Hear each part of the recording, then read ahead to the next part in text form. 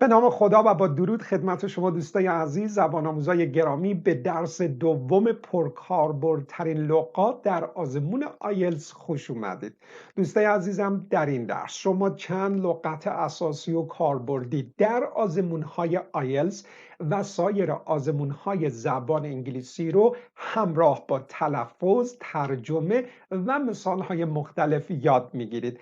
اگه دوست دارید لطفاً همراه ما باشید.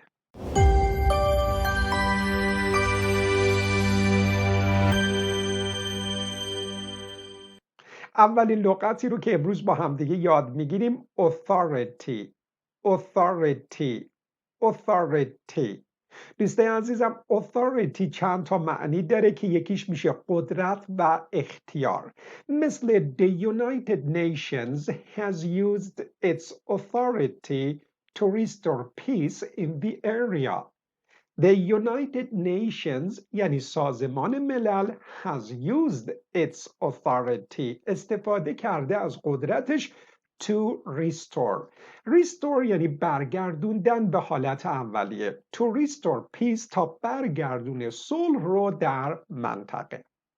دومین معنی که authority داره کارشناس، متخصص، مسئوله. مثل She's a world authority on the 19th century history. She's a world authority. اون یک کارشناس جهانی on the 19th century history. در تاریخ قرن 19 century قرن، history تاریخ. و آخرین معنی هم که authority داره میشه مقام مسئول. مثل Your problem should be solved by the local authorities. Your problem مشکل شما should be solved باید حل بشه by the local authorities به وسیله مقام‌های محلی. Local یعنی محلی. Local authorities یعنی مقام‌های محلی. و اما لغت بعد میشه benefit. benefit دو تا معنی داره. یکی منفعت بردن و سود بردنه، یکی به کسی منفعت یا سود رسوندنه. به این مثال توجه کنید. I feel that I've benefited greatly from her wisdom. I feel that احساس میکنم که I've benefited greatly. من خیلی سود بردم، من خیلی منفعت بردم from her wisdom از عقل اون، از خرد اون. حالا مثال بعد میگه How can we benefit those who most need our help? How can we benefit چجوری میتونیم ما سود برسونیم، منفعت برسونیم به those who most need our help اونایی که بیشترین نیاز رو به کمک ما دارن. پس benefit هم میشه منفعت بردن و سود بردن، هم میشه منفعت و سود رسوندن. و اما کلمه بعد میشه category. category یعنی نوع، یعنی مقوله. پس نوع میشه category. مثل این جمله The producers are sorted into different categories according their qualities. Producers محصولات. The producers are sorted شکل زمان حال فعل be sorted یعنی طبقه بندی شدن. از فعل sort میاد که شکل معلومشه و میشه طبقه بندی کردن. پس sort میشه طبقه بندی کردن، be sorted میشه طبقه بندی شدن. The producers are sorted into different categories. میگه که محصولات طبقه بندی میشن به انواع مختلفی according to their qualities بر طبق according to یعنی بر طبق their qualities کیفیت هاشون. پس در این جمله هم با sort آشنا شدیم، هم be sorted.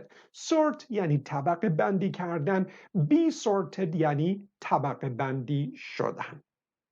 اما کلمه بعدی که امروز باید یاد بگیریم community. community یعنی جامعه یا گروه. community مثل there is a large black community living in this area. There is a large black community. یک جامعه بزرگ سیاهان وجود داره که living زندگی میکنن در این منطقه. یا the idea of working 9 hours a day has received intense interest from the business community.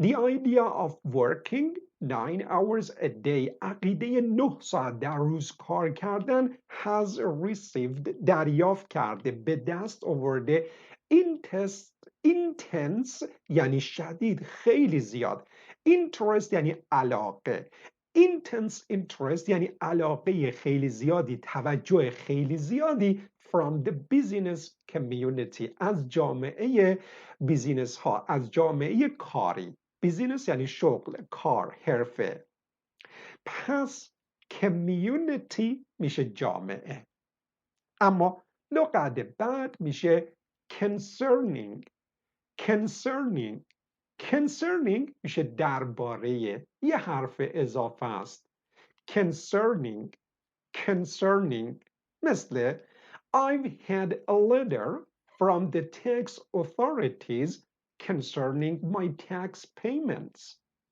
I've had a letter من یک نامه‌ای داشتم from the tax authorities از مسئولین مالیات concerning درباره my tax payments پرداخت‌های مالیاتم. پس concerning هم میشه درباره.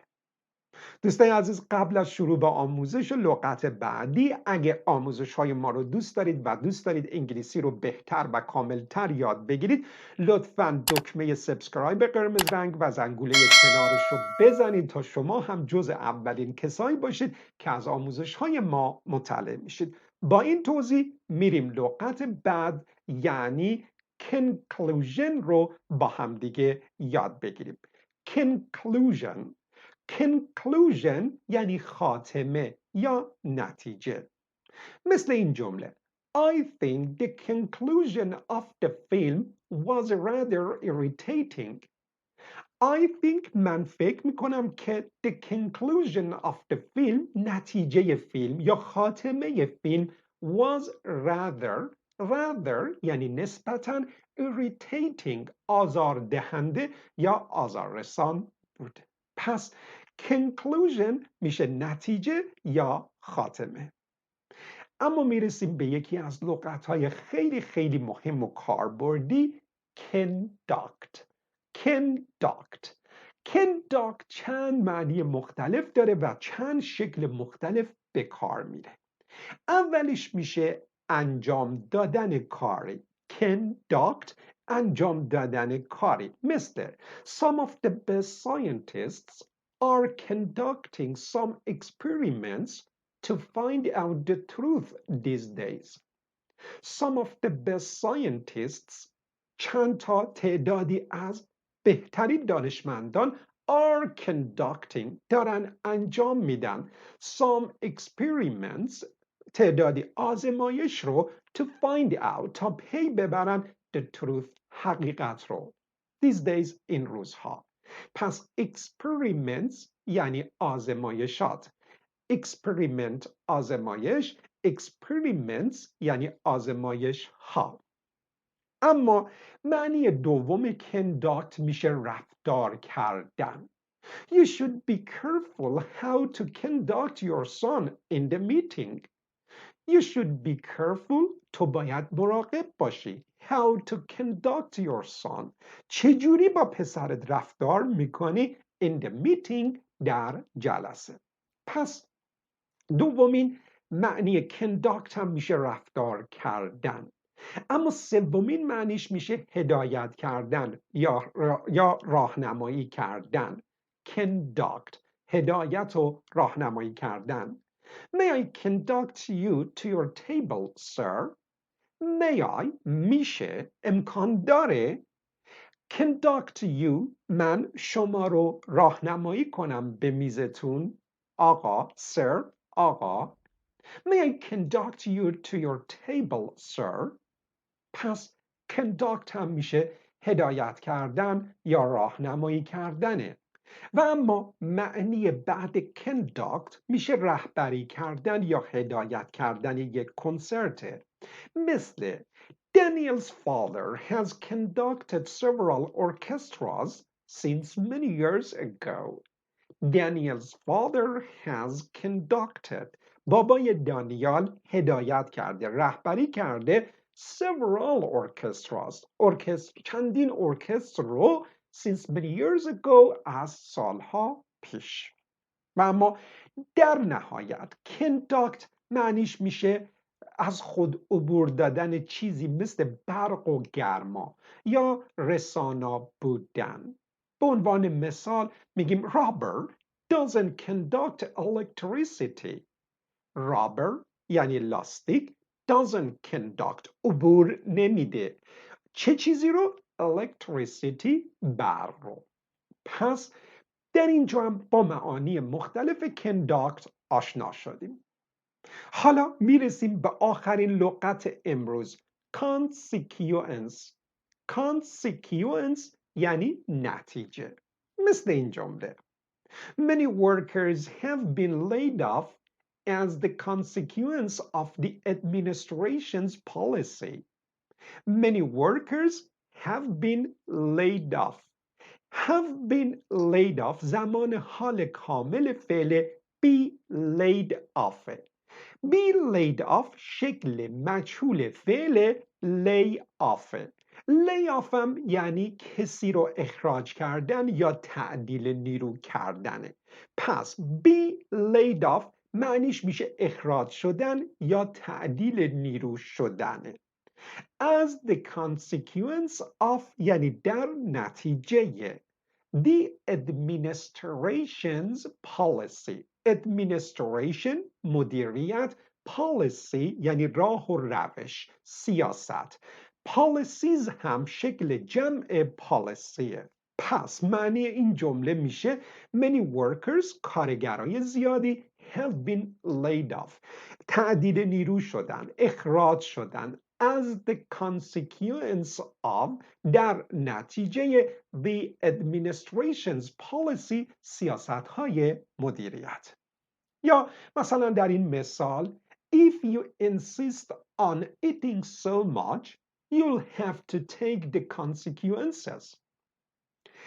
if you insist on eating so much insist on یعنی اصرار کردن به توجه کنید حرف اضافهش میشه on if you insist on eating so much اگر شما اصرار بکنید به زیاد خوردن you'll have to شما مجبور خواهید شد to take the consequences take the consequence یعنی مسئولیت چیزی رو قبول کردن با نتیجه چیزی روبرو شدن پس میگه اگه شما اصرار بکنید به خوردن خیلی زیاد شما مجبورید که نتیجهش هم قبول بکنید نتیجهش هم بپذیرید پس take the consequence یعنی نتیجه چیزی رو قبول کردن و نتیجه چیزی رو پذیرفتن